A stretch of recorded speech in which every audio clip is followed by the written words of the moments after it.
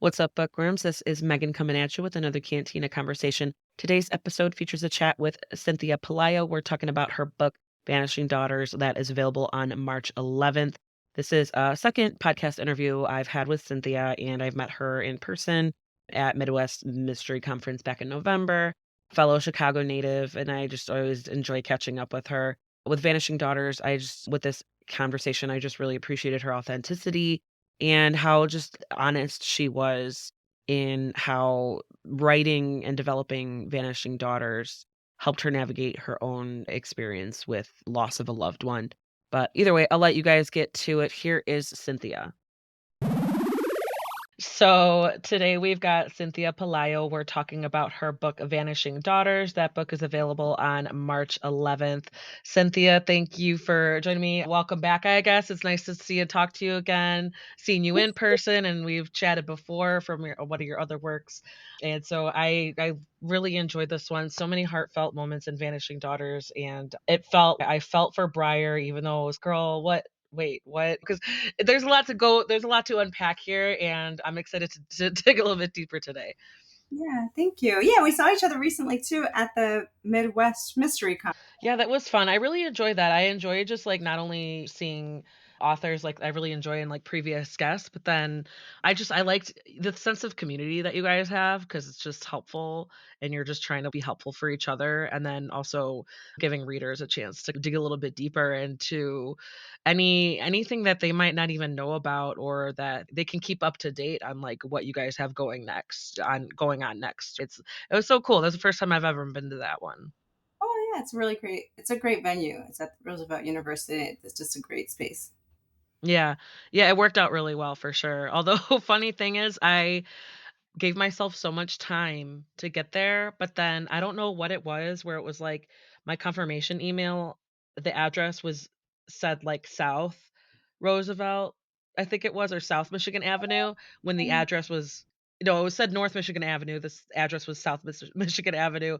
Luckily, it was only like a mile difference, so it didn't take me that long to walk. But I was like so confused because I was at this place that I think it was like a property management company, and the security guy's like, "Can I help you?" And I'm like, "This doesn't look right." I'm like, so I was like digging through all the information that I could find, and I was like, okay. I was like even interviewing people at K. Hey, I don't know if you're gonna get this in time. Like I'm trying to figure it out, and they're like, "No, you're just you got to go south. You're at north." And so luckily I wasn't like too late, but I was just like, okay, like I've just got my steps in for the day. I don't know. Oh, there you go. And thank goodness it wasn't like cold or rainy that day. Oh no, it was really good for what was it, a November day? Yeah. Yeah, it wasn't bad at all. But yeah, that was super fun. I enjoy going to book events like that. So before we get started, can you share like a summary of Vanishing Daughters so that because it hasn't come out yet, we'll try to be spoiler free for this interview, but just so that people can follow along with the conversation? Sure. So Vanishing Daughters follows Briar Rose Thorne, who lives in a crumbling mansion on Chicago's South Side. Her mother recently died, and it's like their ancestral home. They're like third, fourth generation Chicagoans, and their wealth came from the radio, the actual radio devices business.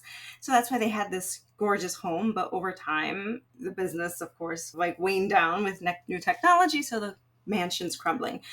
Briar's mother died, and Briar is struggling intensely with grief, and she's suffering visual and audio hallucinations. She's also a freelance journalist, so money is difficult for her. And so she has the stress of trying to upkeep this home, the stress of her mother's death, and she's also research, even though she's a health journalist, she started researching the recent murders of 51 women in the south side of Chicago. And her research becomes so close that she gets a little too close to the serial killer, and they take interest in her. Mhm. Yeah, there was like a lot, and it did because you said that like the eerie tone, like creepy, like all right, like you set the mood for sure. So like within the first few pages we get, and I really when I read what was it, Forgotten Sisters, it reminded me a lot of that. I was like, yep, there we go. We're into Cynthia's like environment, we're in her vibe. I really enjoyed it. Just when you, I feel like it's some books, it depends on if you're in the mood for it, but if the author can easily ease you into that mood with the appropriate, you could take it with the seriousness that you need to versus, I don't know, like a lighthearted, like a fluffy book, for example. And what I appreciated also was that you will there's a lot to unpack here. I'm going to get all over the place, but also just with the Chicago, like you threw in a lot of Chicago history and like Chicago, like I want to tap into that because you've also done that. You do that with a lot of your books, I'm guessing, right? Yes, for I'm working on one right now that actually doesn't take place in Chicago, so that'll be that's an Okay. interesting experience because everything I've written, except for like maybe one or two things, it takes place in Chicago, and Chicago is a character. And Mm. especially with Vanishing Daughters and the book that came out last year, Forgotten Sisters, Chicago is very prominently displayed, the history and the local folklore. Mhm. Yeah, I think that also helps to definitely set the tone as well. Because then once you, like, progress through the story, because Briar, I really liked her, but, she's like an unreliable narrator because she's grieving right from page 1, she's confused, like, she's she doesn't remember something, and then when she slowly begins to remember, and then as the reader progresses through the story, we're putting the pieces together with her, so that once it got into that momentum, then I was like I understood. I was like, "Okay, I'm supposed to be confused because she's confused." So she's a mess. She's grieving and she's trying so hard and she doesn't know what to do. Yes, and that was like I was grieving at that time because my father died, Mm, and I was struggling with a lot of these things that Briar is experiencing to the point that I was so scared that I went to my doctor and I was like, "What is happening?" And he was like, "This is grief, Cynthia, and you just have to go through it. You're going to be okay, but this is very much what you're experiencing, especially when you lose someone that you love, like you love someone that if anyone has lost anyone like that, that they're just like, this person is a major person in their life. It is devastating because not only are you grieving the person, but you are grieving the person that you were with them. And so all your inside jokes, your relationship, and it was just so difficult. And I wanted to show that through Briar, how much she loved her mother and how close they were, and that sleep disturbances when you're grieving are very real. Sometimes people don't want, and it varies. Sometimes people want to just eat. And when they can eat, sometimes people can't eat. And Briar could not eat. She couldn't take care of herself. She couldn't even get herself to the shower. She's just sitting by the window, moping in her bathrobe for days and doesn't even know what day it is. And mm. days just start seeping in together. She starts hearing things, seeing things, and I take the reader through that experience as well, where it's like, what is happening to her? Yeah, and that definitely, like I definitely was in there. I was in way because like you definitely I imagine I'm sorry to hear about your dad, but when I'm reading the like also the acknowledgments too, you alluded to that where you were like this was I don't want to say a love letter to grief, but it was like therapeutic for you. It was you trying to at least the gist that I got was you just really exploring and putting that down, like finding some outlet for to cope with it because it's you're right, like so many put like powerful lines and positions that Briar takes, like during her inner monologues and stuff like that. It was just I remember a couple of them I highlighted because I was like, God, that's like such a new and at least for me, it was like a new way to look at it, to articulate it. Like, Mm. especially what you just said, like you miss who you were with that person. There's no more gonna be no more experience with that or more experiences where you can return no other opportunities where you can return to that part of yourself naturally, the person that you were with them, the now that they're no longer around. And I just thought that was so like it was such like a powerful way to put it and it puts it into perspective. Like obviously lost, like you're losing a huge impact, a huge presence in your life, but then how that like you cut that dotted line, that attachment to that person. It's just it's not just the attachment, it's how they shaped who you are and then how Ex- you go forward. exactly. And there were just so many just strange things about grief physically that I didn't even know. I was just so confused. And one of the things I remember waking up just screaming, and I had never experienced night terrors before, but I would wake up out of breath. I would wake up screaming. I would wake up thinking I saw something. I would wake up and I would have like audio hallucinations, like thinking I heard my father in the room. And it was just terrifying. And I then started really thinking about what is it that I believe happens to us when we die. And that's something that Mhm. I I had struggled a lot. I had gone through a lot of health issues in the past and I had struggled with that. And I think this losing my dad really made me reassess my belief system, like really just look at it and just tell myself, you know what? I'm just going to believe what gives me comfort right now in this moment, regardless of what anybody says, because nobody can see what's happening in your brain. Nobody can see your thoughts. And so if I wanted to completely just get lost in the belief that he was still here, my dad, energetically, I was going to own that and allow that to help me process the not having him here physically. And that is also what the book explores as well. What is energy? And that's why I went into these, they seemed strange, tangents about the Manhattan Project and what is a ghost and what is energy? What is a manifestation of a ghost? I also talked about, and we'll probably get into it, but like folklore. There's so much various folklore that many of us regionally or latch onto. For example, this book, Vanishing Daughters, deals with the vanishing hitchhiker. And then I just started asking myself, how can so many people Yeah. in Chicago, because this covers Archer Avenue in Chicago, which is one of the most haunted roads in the Chicagoland area, if not one of the most haunted roads in the United States. And I just started asking myself, there's so many people over decades, since the 30s, that have claimed to see something there, multiple things. What is it about this road? What is it about these people? Are they all making it up? I doubt they're all people of faith. Maybe some are atheists. Maybe, and that's what I was like, even atheists are seeing stuff. What is going on? And so I started doing a lot of research about consciousness. What is consciousness? What is energy? And I just got lost in that.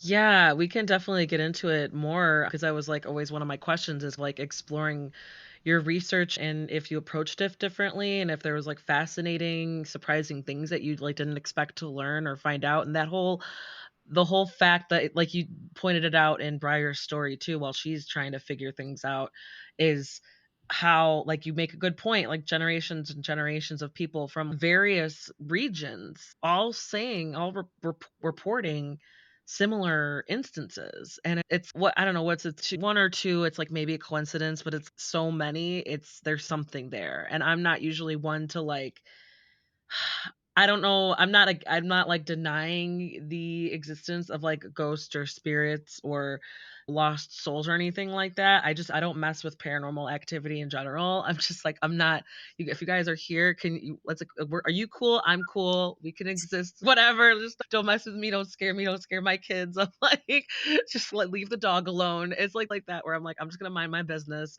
But I just think it's so fascinating when there is that like how you describe of the thin place or the energy levels and how there's connections there it's that's and then like the levels of consciousness and it's all it's like how does that all play out I just kind of want to explore yeah like how was your process with that like anything fascinating that you learned stuff like that.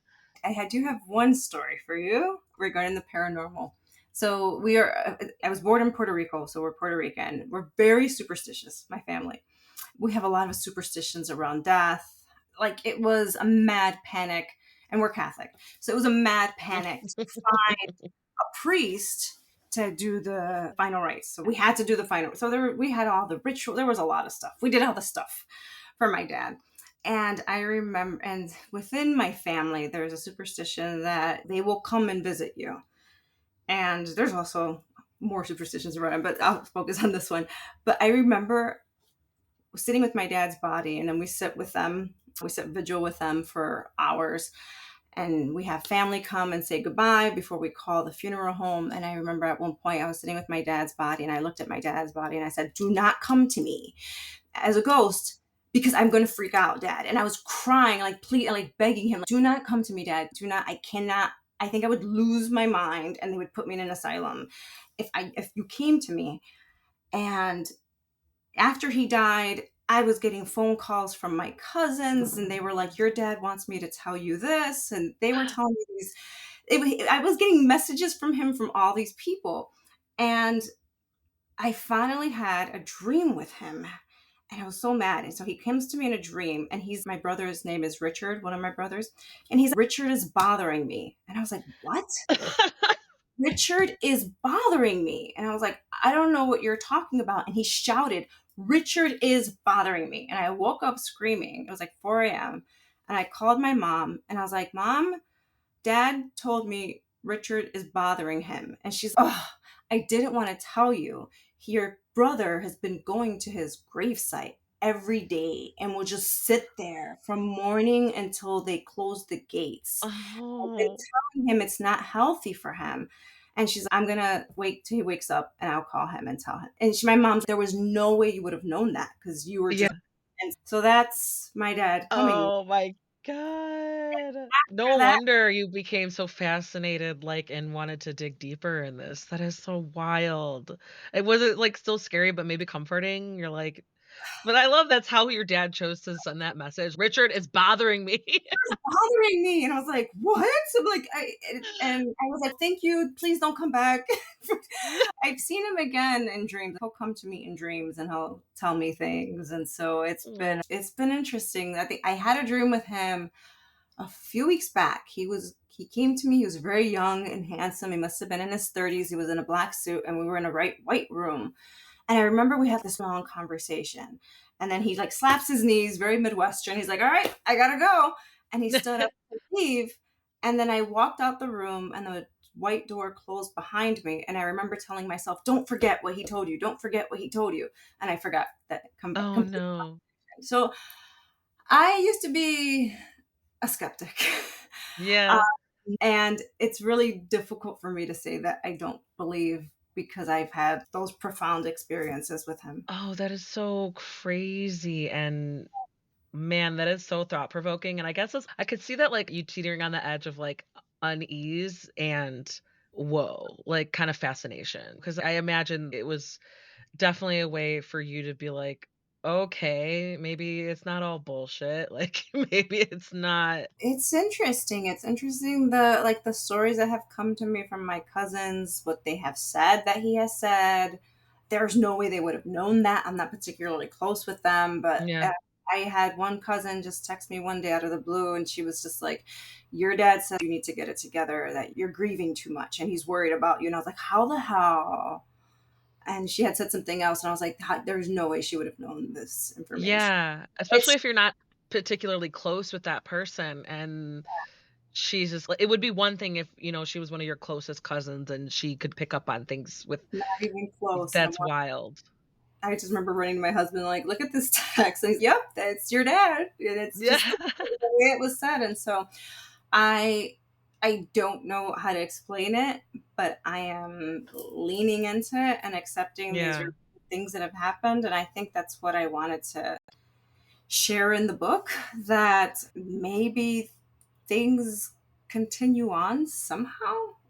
We don't know Yeah. how. There's so much we don't know, but yeah. See, so luckily, I'm very fortunate that I haven't, aside from like my niece, I haven't had anybody super close to me pass away like that in that close relationship, except, but the only things I can think of that remind me of the dream scenario is I've had pets visit me in my sleep. And I like previous pets after they die, like I've had one pet, she came back to me like years later, but as in like human form. And I was, like, telling her, like, "I'm sorry," like, because I was a away at college when she passed away, and she was, like, my best friend. I got her when I was 10 years old. I was waiting for her since I was 5. I asked my parents, "Can I have a dog?" They said, "On your 10th birthday when you turn 10." So soon enough, when I was 10 years old, I was like, "Can I okay, I can have a dog now." And so she was like the first family dog that I could remember. And when I was away at school when she passed away, and so when she approached me, I was like, "I'm sorry I wasn't there for you when you died." And she just was brushing me away. She's like, "It's okay." And in human form. And I was like, what the I woke up, oh my god, and then I was, like, really emotional and confused about it, but it was, like, also, like, comforting, and then I had another dog, but it was, like, a couple days after she passed away, and it was, like I don't know, I'll get into these scenarios where I'm, like, sleeping, but I don't know that I'm sleeping, like, I'm in my bed, and I'm, like, sitting up at my bed, and I'm trying to move or trying to call out, but I can't, and nothing's happening, and then so I'm so confused, like, I'll see a spider crawling on the wall, and I'll try to get up and ask my husband to, like, 'cause he's not in bed yet, and I'll try to ask him to kill it for me, but I can't move, like, I can't get up and I can't speak, and I'm like, "What is" but it looks like everything's exactly the same. I'm in my bed, in the position that I was in, wearing the clothes I was in, the pajamas, and I can't it's so strange, and that one time that happened when I was still living with my parents with my dog who had just passed away, I fell asleep. I think I was taking a nap. I fell asleep. It was just me and he was my boyfriend at the time, my husband now. We were in my bed just watching TV, and I fell asleep. I was taking a nap, and I thought I woke up, but I looked and there was the dog, in between us like any normal day before she died. And I wasn't ready for it. I started freaking out. I was like, "She's not supposed to be here. She's passed on." And I was, like, breathing really hard, and I was, like, scared to touch her. And then I think my husband, like, woke me up because I was, like, kinda, like, I was breathing really hard, like, I was hyperventilating a little bit. And I was like it's things like that when I was going through Briar's story, I was like, "I guess I can see how the brain would process that strangely," because then but that's what that reminded me of, because I'm lucky that I haven't lost anybody super close where they're kind of still trying to communicate, but I do remember it really affected me when it was, like, my pets, like, my previous pets after they had passed on and they encountered me, and I was like, "I don't want them to feel like they can't come to me anymore." I just wasn't ready for it. It was just so wild. It was like, I don't I so that's it's just crazy how it's just stories like for Vanishing Daughters, it was just exploring that and finding some way to make sense and make the connections. And poor Briar, because she's like grieving, and then she's also, I'm not sleeping, I can't eat. Like she'll appear somewhere, like she'll have a vision or she'll have whatever her spells, and then all of a sudden she's somewhere where she doesn't remember how she got there. And I just found it so fascinating, some of the moments like in her journey where it's just some moments I wanted to be like, "Girl, sleep. Girl, eat. Girl, talk to your boyfriend. Girl." Yeah, yeah. I love that you mentioned the pet thing because I don't because this sounded out there, but, like, I had a Shih Tzu, a little Shih Tzu poodle, and he died, like, a few months before my dad died. This little cute black Shih Tzu poodle, and we had him for I think he was, like, 20 when he died, and one of the weird texts from my one of my cousins who had no idea that I had a little black Shih Tzu poodle, when she texted me, she's like, "I saw your dad in a dream, and he looked so good. He was in a suit, and he was walking this big Doberman in a park." And I was like, "Oh, that's Lenny." Lenny appeared to him as a big dog because that was like his big, because he was like a little dog, but he had this big dog energy. And I was like, Oh pets my god. here is what I believe. I don't know. I believe it now. And it So was funny that even the dog, like, and the afterlife, he got to be who he wanted to be. He got to, like, true his true attitude. yeah. But yeah, yeah, I think it was. I really just wanted to explore that time, and then also time. Like time doesn't feel linearly when Mm. you're grieving. You have no clue. I had no. I think it probably took me a good year to finally get a grasp on just stuff again. I was just not in a good place. I had to handle all the funeral arrangements and Mm. like my mother and brothers were clueless, and so I just had to, and writing, and it was just a lot. And I think I needed to show that. I had to show that in this book that grief is not just emotional, it is physiological, it is horrific. And then Yeah. you pair that with a ghost, and then you pair that with a serial killer. Put her under even more stress, so that was great. Yeah, you had to find a way to channel it and explore it and make sense of it, but also add that those extra stakes, right? You had to like, okay, this isn't you don't wanna totally bring down the vibe, like, you wanna engage the character. Because yeah, I was, like, rooting for her. I was like, "Girl, bring her home. You gotta stop him." I was Yeah. like, "You gotta stop him." Because one thing also I wanted to hop on, because I sense, like, the commentary that you offered also in the book with obviously, there's the parallels with the borrowing from the Sleepy Beauty story, but also how many different versions of that story are and how disturbing it can be because it's also touching on the points of violence against women Mhm. and in my hold on, what else? What are my notes here? Oh, like how just society, it's like they become these women become the cold cases they become, and especially with the particular spirit that she's dealing with, it's oh, it just becomes folklore, she becomes a scary story, or she just becomes but nobody Right. does anybody know for sure what happened to her? Because it was never solved. Like we're more fascinated by the serial killers that we want to learn about them. We want to find a motive and the purpose and why and whatever about them, but we're not focusing on the fact that a young woman's life was like taken and she didn't get to have so many experiences and she there was no reason for this to happen other than this like evil force that was hunting her down. I was completely fascinated with that. Like so many folk stories and urban legends deal with the ghost of a woman or a screeching woman or a woman in white. And so here's this, if you believe in ghosts or you could, or even if you don't, why is it that it's a woman that becomes monstrous? And we never ask, where did this story originate? And this particular story that I'm exploring is a specific vanishing hitchhiker in the Chicagoland area that's a woman that has been reportedly seen since the 1930s. And there are several stories around her that she was hit by a car, the victim of a hit and run. And so, why is there this? Although this specific one that I talk about in the book, I feel like Chicagoans talk about her a little bit more endearingly, like they love her. Like this is our, Mm, we love her. But there are other ghost stories of women that are just monstrous and scary. And I just started wondering, were these once upon a time murder victims? And so yeah. that's just we're doing something horrible to them twice. They were killed, perhaps their murder went unsolved, and now we call her a monster, and that's so sad.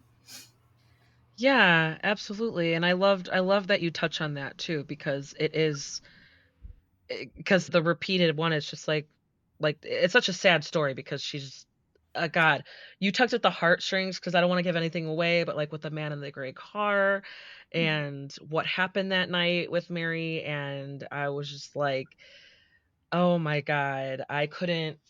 Once I got to that point of where people's kind of identities are being shown and the connections to Mary and things like that. Because obviously there's strange things, but because there's a man in the gray car that her mom was saying, "No, don't worry about him. Just don't worry about it. It's okay."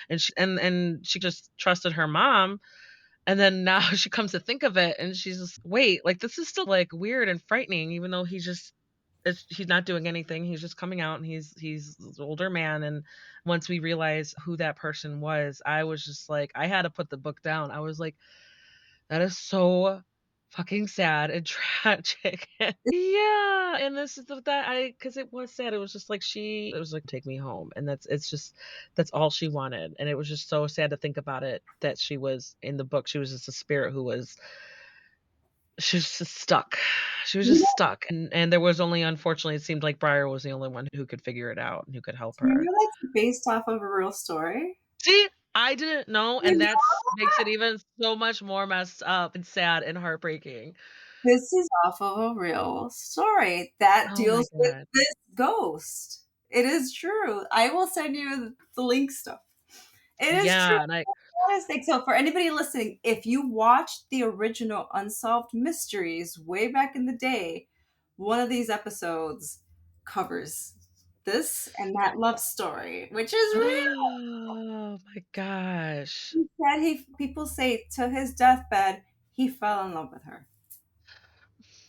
It's tragic. That is it's so tragic. It is so sad, and that's, like, just God, how powerful and how strong that, like, love was that he just never it just got the hold on him, and he couldn't get over it, he couldn't let it go, he couldn't oh my god, that was Yeah. so heartbroken, and her mom was, like, such a mystery about it too. I wanted more of I know obviously it's partially her mom's story, like, Mhm.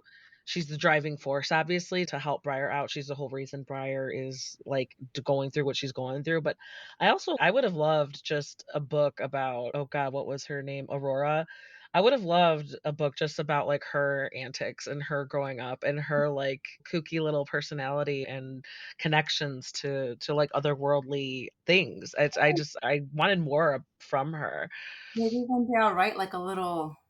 That might be fun to write a Yeah. little. It's like this woman in the woods with these two children, and like Yeah. it is 'Cause interesting. yeah, like a short story or something like that, or like a collection. Yeah. There you go. That one's free. Here's a little freebie for you. And then with the mother, with Briar's mother, I also wanted to cover that whole. Sometimes families have these secrets, and you're just like, what's going on? So many of us have like family secrets that were never like truly divulged, and we just get like the bits and pieces of it. And that's what I wanted to do there. Oh, there's family secrets here. Not necessarily like horrible, but there's just stuff that people don't want to talk about because it's too painful or whatnot. Yeah. Yeah, exactly. That reminds me of a conversation I was having with another author who she had it's called The Pulitzer Saga, by Linda Ambrose Roneman, and she basically was like she was raised Catholic and stuff, but then when she was 27, she realized one of her I think it was like her grandfather or great uncle had accidentally revealed that they were Jewish. Like Yeah. her family's Jewish, like Hungarian Jews. And so she some years later, they're like I think her aunt's house burned down a box of materials and photos and clippings and stuff that were salvaged, and she learned like so much of her family's background from like years of just living like in Europe as Jewish and like through all these different obstacles that they face and leading through the Holocaust and stuff like that. And that's what reminds me of one of the stories that she never learned the truth of it, but I think it was her grandfather or the same somewhere along in that same group.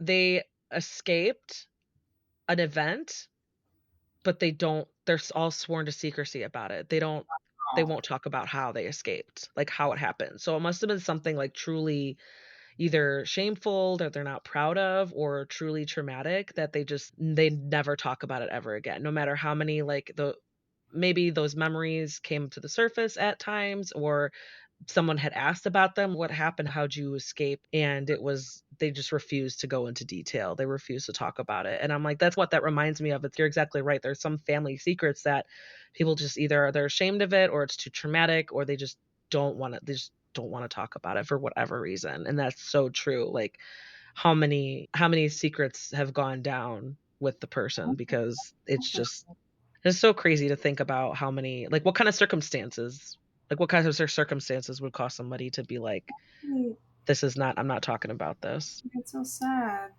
Yeah. Yeah, 'cause my mind goes to maybe they, like unfortunately, maybe they sacrifice some people so that they can survive, and they're just like, "I can't." They Okay. still haven't come to terms with understandably, they still haven't come to terms about it or with it, yeah. Let's see. I'm gonna throw this at you. What were the most challenging parts to write? What were the most enjoyable parts to write?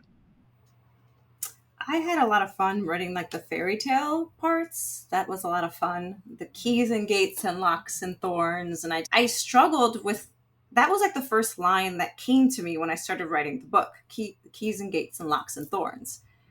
And then that just kept coming up throughout the entire book. And I just kept telling myself I didn't know how to connect it. And then my husband's, it's a fairy tale. So maybe you need to tell her fairy tale. And I was like, oh, I'm going to write an original fairy tale to correspond with this story. So that was a lot of fun.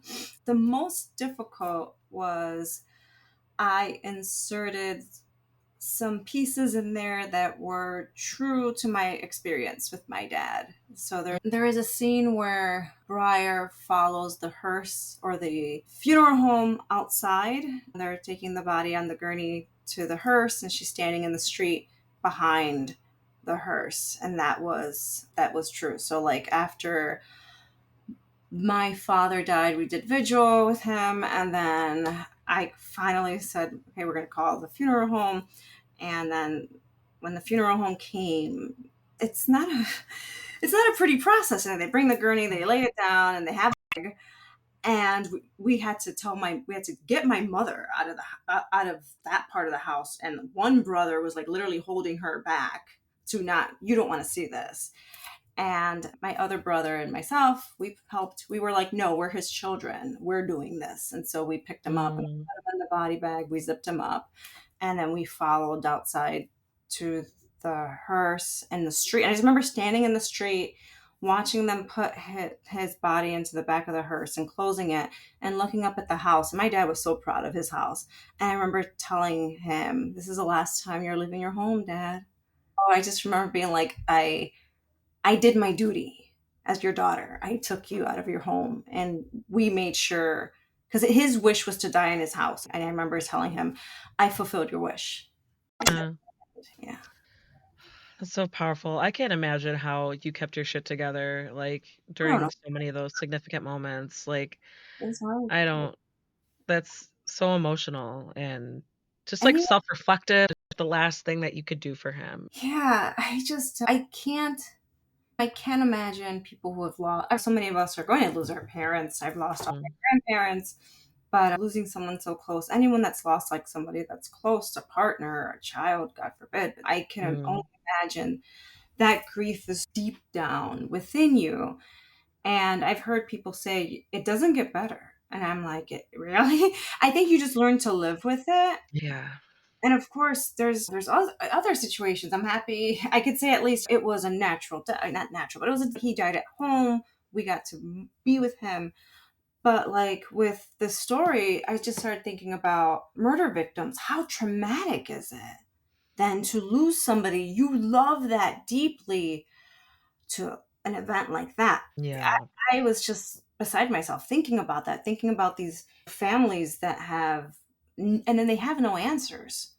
And yeah, so that's what I hoped that Breyer could, at least in this story, give those families, this fictional tale, because this is based loosely on 51 real unsolved murders throughout the Chicagoland area, in which law enforcement have said there is no serial killer. However, these 51 women were all strangled, and most of them were set on fire, and they were found in garbage cans. So these are very similar mhm, stances, and there have been community meetings and protests, and there's also been the Chicago Police Department have held press conferences saying, no, we don't believe there's a serial killer. And I'm like, 51 women yeah, over the in span of, like, how many years, like 20 years, about 20 20 years. years? Oh, that could easily be the same person. Because 'Cause I'm thinking like, "Oh, is it over 100 years?" And, yeah, I could see of it, but no, like, 20 years, it's I'm on that. I'm hopping on that train. That's definitely gotta be It's something. bizarre. And these are mostly women of color, but it's a range of women, a range Mm, of ages. It is scary. And I I write a lot about women that have gone missing, or women that have been murdered, because I just feel like there is an epidemic in this country of missing and murdered women. And so mm. what are we doing to protect our women? Like, we should be protecting women. We should be protecting everyone, but it's just so strange to me how there isn't more of an uproar when this many people are found dead, or when X many people are go missing. Yeah, I think the conversation's definitely there, but I think, unfortunately, it's a lot of commentary. It's just from what I see online, it's like like, why do people hate women? Like, why? Because Yeah. it's just either victim blaming or victim shaming or victim questioning, or is this really true? Like, blah, blah, blah. And it's just like, why? I bet if a handful of these things are taken more seriously, and guys like, oh, not all men, and I'm hoping that if you see something going on, you could like use your advantage of getting respect from a person of the same gender. You see they're doing something wrong, speak up, because it's if you're not going to do or say anything, then it's yeah, you're just as bad. It's like you're not helping us. You're not helping. And it's so crazy how like it's easy to deny it when you're not educating yourself and you're not seeing it. But it's just in general, unfortunately, there's a lot of the overall opinion is that violence against women is just not, for some reason, it's not something that people need to take seriously, or they turn it around, they flip the script, and it sucks. It's think of how many, people who are growing up in different cultures and different societies where it's not there's not even an uproar because it's I think of just women rights in various countries and how they're just prone to violence if they're not following their fathers or brothers or husbands' orders, and it's stuff like that where I'm just like, this is so like in 2025 we're still dealing with these things, like the reality of it. And that's yeah, it's I could run it walk talking in circles, but like this conversations there, it's just there's so much talk back. There's just so much like doubting and shaming and it's like people are like, how about you don't dress like that? Like, how about you just don't rape? Just don't rape. Why is that? Exactly. Nobody has any right to touch anybody. Like, I am of the mindset that, like, people should be respected. They should feel safe, regardless of the time.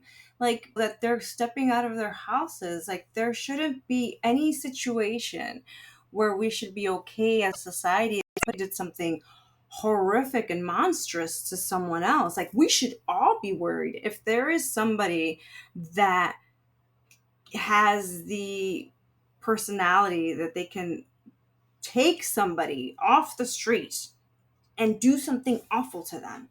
We should all be terrified. We should Yeah. all be fearful, not just like women, but men as well. It's the whole, it's just so shocking to me that this happens. And there's so many things that people have gone missing or have been killed doing the simplest things, everyday things, walking from the Target Yeah. to their car. Like, nobody should be feared for their lives leaving Costco in this country Mm, or anywhere. Like, no. bizarre. It really is. It's yeah, no, 100%. It's I don't know. We gotta. Oh, there's so many conversations that need to be happening, or so many awareness, so many like people made aware. Because there's some of the stories that came up in your book. I didn't know about them, and I'm like, I'm from Chicago. I'm from the area. Like I don't. There's a lot that I don't know, but you're right. It adds what you were saying earlier. It's like Chicago is a character, and it adds to the personality of the city, and like how much not just the setting. It's like another character, another player in the game because it did feel like was alive and definitely part of the story, like an active part of the story, and that the missing women, the crimes that happen, that's like unfortunately all part of that. What makes Mhm. what kind of the folklore that's part of the city. Yeah, I usually write with a fairy tale or folklore or a fable in mind, and this one I picked Sleeping Beauty because missing and murdered women because of the vanishing hitchhiker. I just felt like this was the best fairy tale to apply. And there's different versions of Sleeping Beauty, but the specific one that I fell in love with is that people don't realize that in one of the original versions of Sleeping Beauty, it's not the prince's kiss that wakes her up. She saves herself. She just wakes up from the 100-year curse. And I thought that was so sad that this entire time we always thought like a man saved her and its curse just ended. And I wanted to Non-consensual saving too. It's like and I wanted to cover that. I wanted to say she saves herself. And yeah, I wanted her to save herself and another woman at the end. I wanted women to save women in yeah. this story. Yeah. So important. Yeah, so important. I love that. I love that Just, like, making that happen and including that part and stressing that part of it, because it Yeah. is, like, you're adding that story of trying like, women taking the power back, I didn't for want like sure. a prince to save anybody. Like we can take care of ourselves. Yeah, Yeah. absolutely, 100%, and everybody else, and have periods, and deal with bullshit all at the same time, like, we We're could do pretty, all of it. we're pretty amazing. Yeah.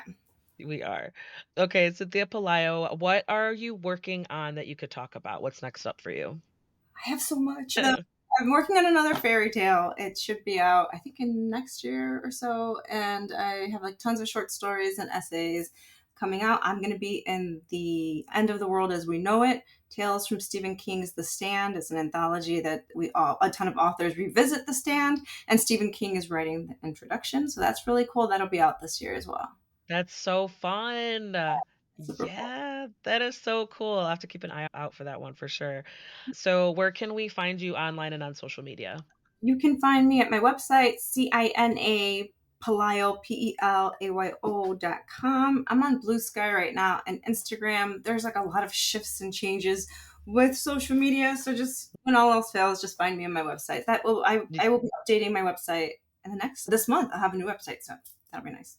Perfect. Cynthia Pelayo, Vanishing Daughters. That book is available on March 11th. Thanks for joining me today. Thanks for your time and thanks for just being authentic and generous with your answers and being honest and opening up. And it was so fun to talk to you again. And if and when you're ready to talk about your next work, keep in touch. I would love to chat again. I'd love to, Megan. It's always a joy. And there you go. That was Cynthia Pelayo talking about Vanishing Daughters. That book is available on March 11th. Check out the show notes where you can find links to purchase the book and where you can find Cynthia online and on social media. Find Cantina Book Club online and on social media as well. Subscribe on YouTube and your favorite podcast player so that you don't miss a beat. If you need book recommendations, check out my book reviews on cantinabookclub.com. Whatever genre you're interested in, I've got something for you. And if you can, hop on over to Goodreads and Amazon and give your favorite authors and titles a rating or review. It really does help them out. And as always, thank you guys so much for listening.